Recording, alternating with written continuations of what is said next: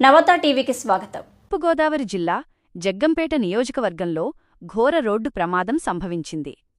గోకవరం మండలం కొత్తపల్లి గ్రామ శివారులో ఓ ఇన్నోవా కారు అదుపు తప్పి విద్యుత్ ట్రాన్స్ఫార్మర్ను బలంగా ఢీకొట్టింది. ఈ భీకర ప్రమాదంలో 3 యువకులు అక్కడికక్కడే దుర్మరణం పాలయ్యారు. మృతులను మల్లిసాల గ్రామానికి చెందిన కొండిపూడి వివేక్ 19 ఏళ్లు, బల్లిలా పద్మ 19 ఏళ్లు, కందిగట్ల లక్కీగా పోలీసులు గుర్తించారు.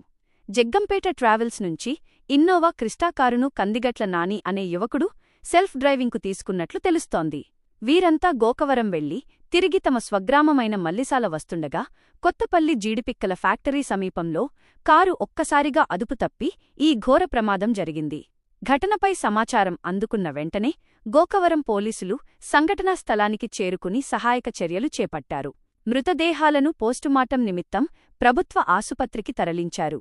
గోకవరం ఎస్ఐ పవన్కుమార్ కేసు నమోదు చేసి ప్రమాదానికి గల కారణాలపై దర్యాప్తు ముమ్మరం చేశారు.